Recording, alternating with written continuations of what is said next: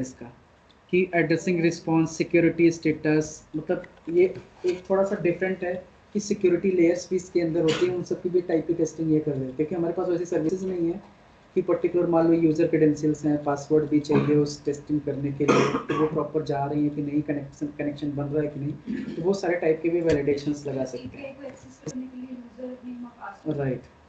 तो और फिर जैसे स्क्रिप्ट के भी हैं, स्क्रिप्ट में भी क्या करते हैं कि बेसिकली ग्रूवी स्क्रिप्ट की वैलिडेशंस अगर करना है, ग्रूवी स्क्रिप्ट वगैरह डाल रहे हैं तो ये अंदर रिस्पॉन्स में ये स्क्रिप्ट आनी चाहिए समथिंग, स्क्रिप्ट टाइप की भी वैलिडेशन है। एसएलए आपको पता है, तो जेएमएस एक अलग ही कॉन्सेप्ट होता है कि जब प्रोसेसर्स वगैरह चलते हैं प्रॉपर, ठीक है, कि मल्टीपल एपीआईज बैच प्रोसेसिंग में चलती हैं, तो उस टाइप के उनमें भी डेटा, जो डेटाबेस का कनेक्शन बनता है जेएमएस क्वेरी के थ्रू, तो वो डिफरेंट कंसेप्ट है जेएमएस का।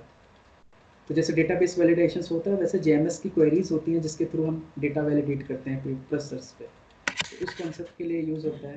ऐसे ही सिक्योरिटी में है कि सेंसिटिव इंफॉर्मेशन को दिखाना है कि नहीं दिखाना है, अगर ये दिख गई इंफॉर्मेशन, जैसे मान लो पासवर्ड जो इनक्रिप्टेड नहीं आ रहा है रिस्पॉन्स में, तो गलत है।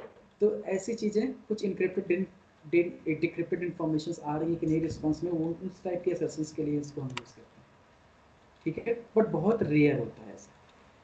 तो सबसे ज़्यादा मोस्टली यूज़ होने वाले जो हमारे असर्शंस हैं, कि सबसे ज़्यादा मैक्सिमम जो हमें यूज़ करना चाहिए प्रैक्टिकली, कंटेंट्स यूज़ कर लो, ठीक है, कंटेंट्स, एक्स पाथ आप सारे नोड्स के लिए कर सकते हो, और स्टेटस कोड, तो तीन चीज़ें आप ज़्यादा यूज़ करते हैं। तो स्टेटस कोड हम वैलिडेट करते हैं, डेटा क्या आना चाहिए वो वैलिडेट करते हैं based on using x path.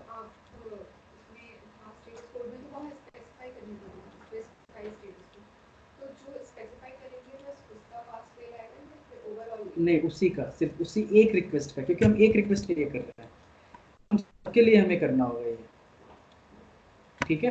तो जैसे एग्जांपल के लिए कि मैंने अब एक लास्ट लगा के छोड़ देता हूँ, कि जैसे सपोज करो कि मुझे स्टेटस कोड,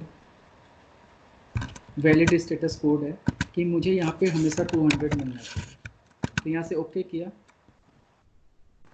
इसको रन करो,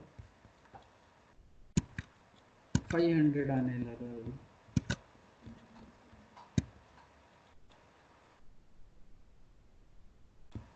अभी तक 200 आ रहा था पहले ना,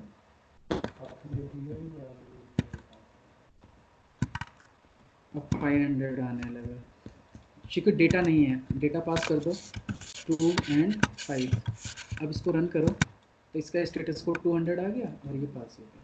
तो ऐसे ही पहला तो चीज़ ये है कि status code is a mandatory thing, कि स्टेटस कोड हमें देना चाहिए, तो ये सर्सन सब में लगाना चाहिए।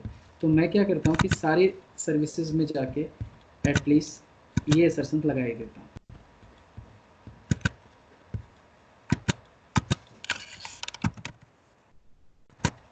ठीक है। फिर थर्ड assertion प्लस 200, और ये फोर्थ एड assertions।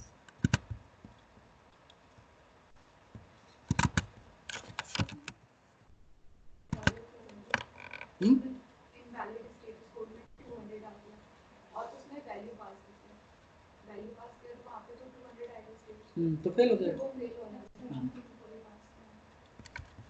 तो यहाँ से अब क्या किया, हम सब में डेटा डाल देते हैं, लेट से एग्जांपल के लिए डिवाइड में गया और यहाँ पे हमने कुछ डेटा डाला कि 4 डिवाइडेड बाई 2, रन किया, तो ये पास होगा, क्योंकि स्टेटस, हम सिर्फ स्टेटस कोड चेक करें, डेटा चेक नहीं कर रहे हैं। तो अब ये हार्ड कोडेड वैलिडेशन हो रहा है कि लेट से कि यहाँ पे मैंने वैलिडेशन लगाया कि 2 और 5 इसके रिस्पॉन्स में क्या आना चाहिए, कि हमने लगाया कि रिस्पॉन्स जो है एक्स पाथ कंटेन करना चाहिए NS और 7, ओके पास। तो अभी ऐड पास होता रहेगा क्योंकि रिस्पॉन्स हमेशा इसको 7 आता रहेगा, लेकिन जैसे डेटा हम चेंज करेंगे, यहाँ से 10 कर दिया, अब ये फेल हो जाएगा क्योंकि एक्स पाथ मैच नहीं किया, क्योंकि उसमें 15 आ गया, तो प्रॉब्लम है ना। अब ये डेटा ड्रिवन टेस्टिंग, क्योंकि डेटा तो फिक्स रहेगा नहीं, तो मतलब ये जो हमारा अप्रोच है काम करने का, ये गलत है। गलत हो गया। तो अब इस अप्रोच को कैसे हैंडल करना है, कितने टाइप से इन चीज़ों को हैंडल हम किया जा सकता है। तो सबसे पहला ऑप्शन इंट्रोड्यूस होता है प्रॉपर्टीज, कि डेटा हम जो है वो हार्ड कोडेड स्क्रिप्ट में पास नहीं करेंगे, हम इसको कहीं से उठाएंगे। ठीक है, तो कहाँ से उठा सकते हैं डेटा, ऑप्शन कहाँ कहाँ से है। एक तो डेटा प्रॉपर्टीज में रख सकते हैं, तो प्रॉपर्टीज फाइल भी हमारी 4 टाइप की होती है, अलग अलग तरीके से प्रॉपर्टीज फाइल बनती है। फिर डेटा हम एक्सेल में रख सकते हैं, पैरामीटराइज कर सकते हैं, ग्रिड में रख सकते हैं, एक्सएमएल में रख सकते हैं, फाइल में रख सकते हैं, बहुत सारे ऑप्शन हैं। तो एक तो इम्पोर्टेंट देखते हैं कि पहले तो प्रॉपर्टीज फाइल को समझो कि प्रॉपर्टीज में डेटा रख के कैसे उठाते हैं। फिर दूसरा ऑप्शन हम देखते हैं कि पर्टिकुलर एक्सेल से पैरामीटराइज करना या ग्रिड से पैरामीटराइज करना, और उसमें ये डेटा ड्रिवन टेस्टिंग कैसे लूप में चलेगी। ठीक है, क्योंकि हम ऑटोमेशन की अब बात कर रहे हैं, तो ऑटोमेशन में क्या है कि डेटा डायनेमिक होना चाहिए, असर्शंस डायनेमिक होना चाहिए, हर चीज़ डायनेमिकली रन होना चाहिए, तभी तो कॉन्सेप्ट आएगा ऑटोमेशन का, राइट। तो लेट्स से ऐड में अभी हमने हार्ड कोडेड 10 और 5 पास किया, बट मैं चाहता हूँ कि ये डेटा जो है अब कहीं प्रॉपर्टी फाइल से आए। तो प्रॉपर्टी फाइल जो होती है वो हम प्रोजेक्ट लेवल पे भी, मतलब इस लेवल पे भी यहाँ से जब ओपन करते हैं, जैसे ये सूट है हमारा और ये हमारा प्रोजेक्ट है, तो जब प्रोजेक्ट को हमने यहाँ से सेलेक्ट किया तो प्रोजेक्ट लेवल हो गया और ये हमारा सूट लेवल हो गया। तो हर लेवल पे हमारे पास यहाँ से कस्टम प्रॉपर्टी का ऑप्शन आता है, यहाँ से हम प्रॉपर्टी ऐड कर सकते हैं। ठीक है, तो अगर आप सूट लेवल पे कोई प्रॉपर्टी ऐड करते हो तो इसके अंदर के सारे टेस्ट केसेस और टेस्ट केसेस के अंदर सारे स्टेप्स उसको एक्सेस कर सकते हैं। मतलब एग्जाम्पल के लिए अगर मान लो आपने हायरकी यूज किया, एक हायरकी हो गया हमारा प्रोजेक्ट, दूसरा हो गया हमारा सूट लेवल, और तीसरा हो गया टेस्ट केस, और चौथा हो गया। तो अगर इस लेवल पे कोई भी प्रॉपर्टीज आप डिफाइन करते हो, उसका स्कोप जो होगा सूट टेस्ट स्टेप सब में आएगा। अगर आप कोई प्रॉपर्टीज टेस्ट सूट लेवल पर डिफाइन करते हो तो उसका स्कोप सूट टेस्ट केस और स्टेप पे आएगा। सिमिलरली टेस्ट केस में करते हो तो कहाँ आएगा, टेस्ट केस और स्टेप में, और स्टेप में करते हो तो सिर्फ स्टेप वो यूज करेगा समथिंग। तो प्रॉपर्टीज ऐसे हम मैन्युअली बना सकते हैं, कहीं पे भी जाके प्रॉपर्टीज हम क्रिएट कर सकते हैं। तो सिंपली मैं एक एग्जांपल लेके समझाता हूँ किसी एक का, कि सूट का हम कैसे एक्सेस कर रहे हैं। ठीक है, सिमिलर मैनर हम कहीं पे भी प्रॉपर्टी बना सकते हैं। तो लेट्स से, और एक ग्लोबल प्रॉपर्टीज भी होती है ग्लोबल प्रॉपर्टी, वो सबके लिए होती है। जैसे हम ग्लोबली कोई चीज़ डिफाइन करें कि सारे प्रोजेक्ट उसको एक्सेस करें, तो इस टाइप की भी प्रॉपर्टीज होती हैं जो ग्लोबल प्रॉपर्टीज होती हैं, उनका भी ऑप्शन यहीं पे आता है कि लेट्स से उसको इन्वायरमेंट से भी हम हैंडल कर सकते हैं, और डायरेक्ट राइट क्लिक करके भी हम यहाँ सेटिंग का ऑप्शन आता था, जैसे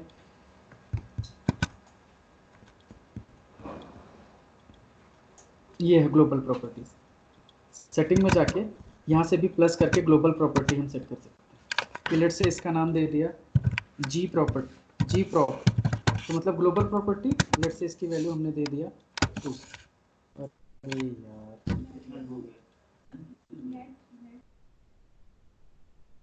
लेट लगता है क्या? अरे नहीं, वो रिक्वेस्ट रिस्पॉन्स के लिए लगता है सर्वर से, लेकिन ये हैंग कर जा रहा है ना, और फिर नहीं सेव किया मैंने। चलो अभी रुको, एंड मत करो बस। जरूरत से ज़्यादा तेज स्पीड में काम नहीं करने का इस पर।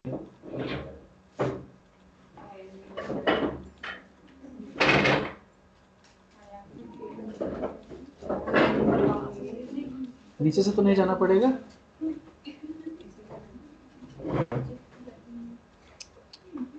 क्लोज करना ही पड़ेगा, ये ऐसे चलता रहेगा।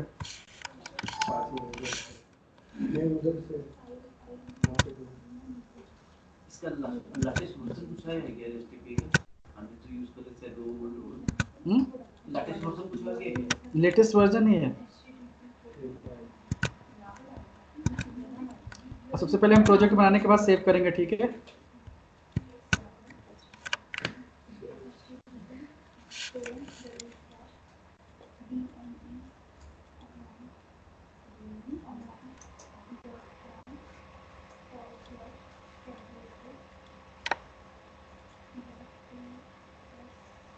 5 बजने वाला है। हम कितनी देर से स्टार्ट किए हैं यार? बहुत धीरे चल रहे हैं, तेज करना है। कल तक ख़त्म करना है ग्रूवी के साथ हमें सॉफ्टवेयर। इसमें जो ग्रूवी का यूज करेंगे हम लोग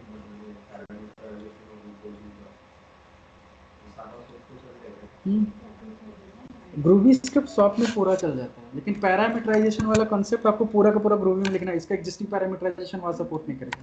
पहली चीज़ कि जब मान लो रेडी एपीआई में अपने प्रोजेक्ट ऑटोमेट किया, उसको सोपीओ में यूज़ नहीं कर सकते।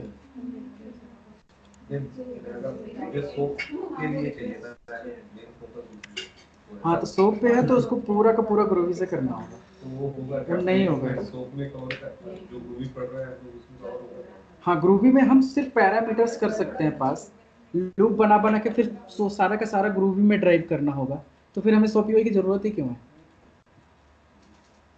जब पूरा का पूरा कोड ही तुमको लिखना है हर चीज़ के लिए, पैरामीटराइजेशन के लिए, ये सारी चीज़ के लिए, तो तुम्हें फिर सोपीओ यूज़ ही क्यों करना भाई?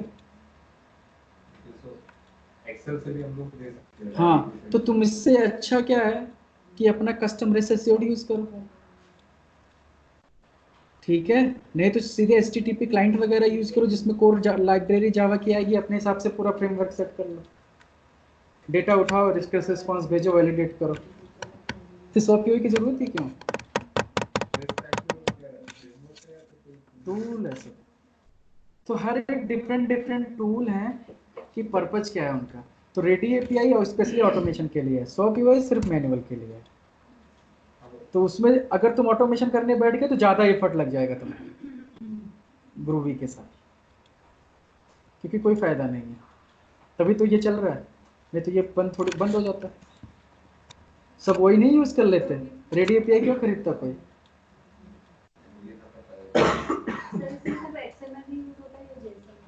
जेसन एक्सएमएल सब,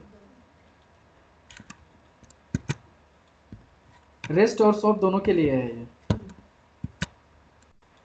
यहाँ से करता हूँ क्रिएट फंक्शनल टेस्ट स्टार्ट। इस बार पहले सेव करवा लेना नहीं है, ठीक है? बहुत प्रॉब्लम है। हाँ कौन था ये? अच्छा मैंने कहा कौन है भाई? न्यू प्रोजेक्ट, ठीक है सब लगा देता हूँ बाय डिफ़ॉल्ट, इन तीनों की ज़रूरत नहीं है। नेक्स्ट, सिंगल टेस्ट केस में सारा हैंडल करना है। फिनिश, हैंग ना हो ना, रन एक बार कर दो, डन।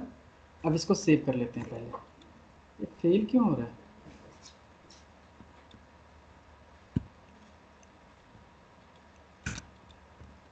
अच्छा डेटा नहीं है ना इसके अंदर, तो सबसे पहले ये 1 2 वाला जो है तो दो आ गए, इनको कर दो। नीचे वाले भी तो हैं भाई, से हम 4 रखते हैं, ठीक है? और नाम भी यार इनका ज़्यादा बड़ा आ गया, रीनेम करना पड़ेगा एक एक को। अच्छा नहीं लगा ये कॉन्सेप्ट मुझे।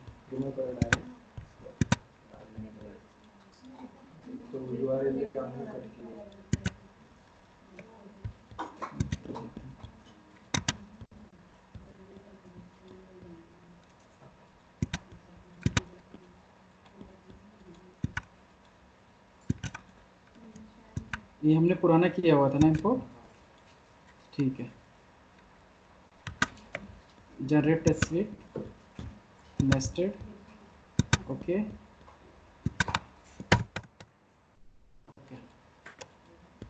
तो ये आ गया। अब इसको हम सेव कर लेते हैं,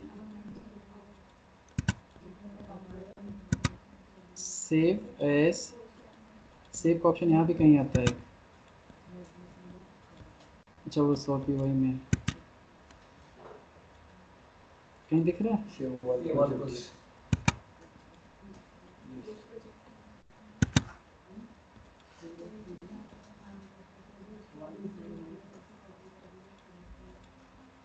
हाँ XML प्रोजेक्ट बनेगा। ए ड्राइव में जाओ, API में जाओ, नाम दे दो मैं कर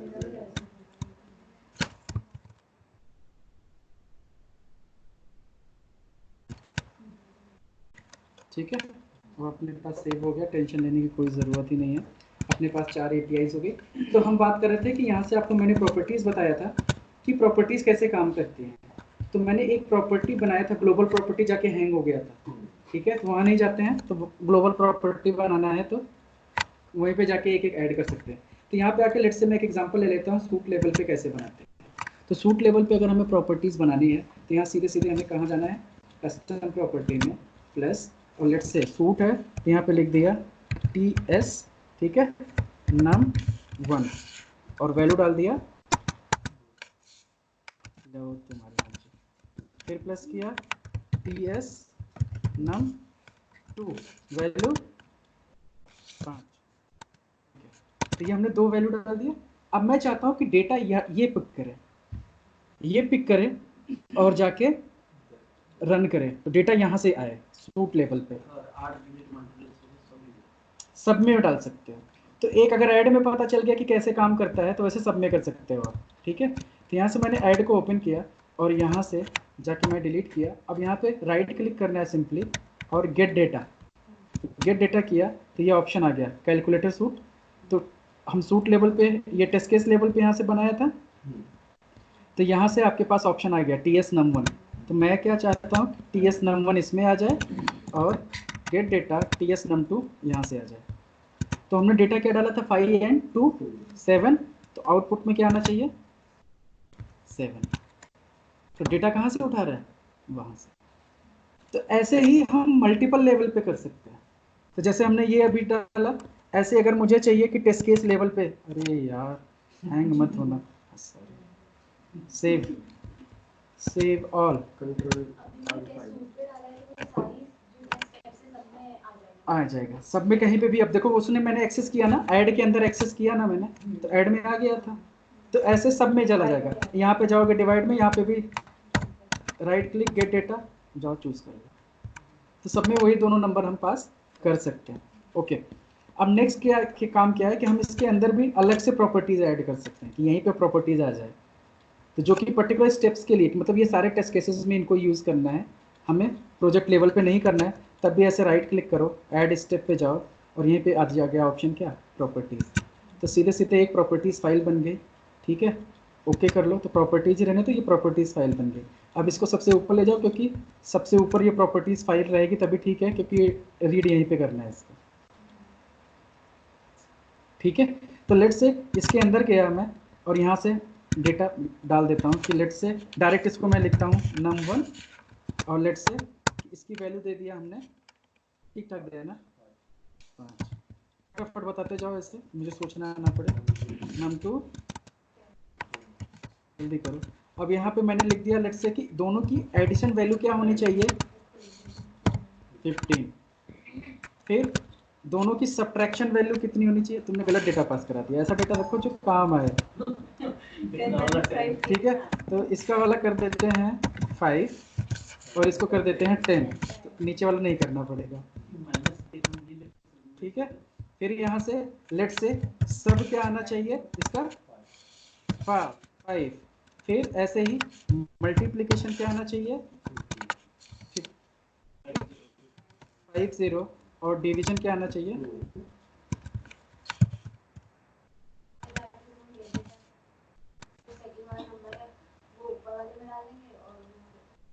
अब ऐसे अब मैं क्या करना चाह रहा हूँ कि मेरे पास ये प्रॉपर्टीज वैल्यूज हैं, मैं रिक्वेस्ट को बार बार छेड़ना नहीं चाह रहा हूँ, ये डाटा ऑटोमेटिकली उठे यहाँ से और जाके वैलिडेट करें।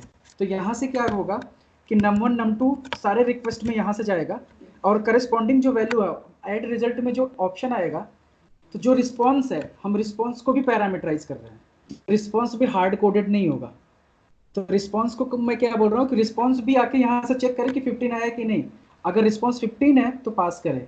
ऐसे ही सब वाला जो है वो चले, वो जाके चेक करे कि वैल्यू बराबर आएगी। तो मतलब डेटा हम हार्ड कोडेड अब कुछ भी नहीं, तो एसर्शन भी डायनेमिक कर रहे हैं और डेटा भी डायनेमिक कर रहे हैं, लेकिन हैंडल कहाँ से कर रहे हैं प्रॉपर्टीज। तो प्रॉपर्टी सारे लेवल पे है, तो कहीं से भी डेटा हम डाल के उठा सकते हैं, depends on our requirement.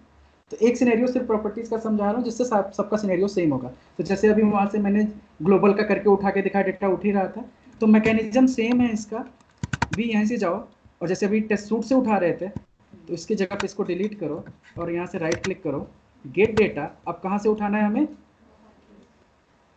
Test suit था ये, तो यहाँ से नहीं लेने का, तो प्रॉपर्टीज कहाँ से आएगी? तो ये हमारा प्रोजेक्ट है, इसके अंदर प्रॉपर्टीज फाइल है, तो यहाँ से मैंने सेलेक्ट किया। अब यहाँ से ये क्या करे, num1 उठाए, सिमिलरली कॉपी पेस्ट कर लो num2, तो ये डेटा यहाँ से उठ गया। अब यहाँ से जब मैंने रन किया तो आउटपुट 15 आ रहा है, जो कि सही है। इसको भी अब मुझे क्या करना है, पैरामीटराइज करना है। तो असर्शन चाहे यहाँ से लगाओ, चाहे डायरेक्ट जाके यहाँ से भी लगा सकते हो। ऐड असर्शंस कौन सा लगाना है? कंटेंट नहीं, एक्स पाथ चाहिए अपने को। तो यहाँ से आप जाओ, प्लस पे क्लिक करो, एक्स पाथ क्लिक किया, प्लस एक्स पाथ क्या है 15, तो यहाँ पे हार्ड कोडेड 15 है, मैं इसको पैरामीटराइज करना है। तो मैं चाहता हूँ कि ये num1 की जगह पे किस वैल्यू से आए, ऐड था ना ये, तो ऐड वाले में जो वैल्यू है 15 उससे कंपेयर करे और फेल पास मार्क करे, पास हो गया। आ गई बात समझ में? सिमिलरली यहाँ से डिवाइड में गया, तो डिवाइड में भी मैं क्या करूँगा, यहाँ से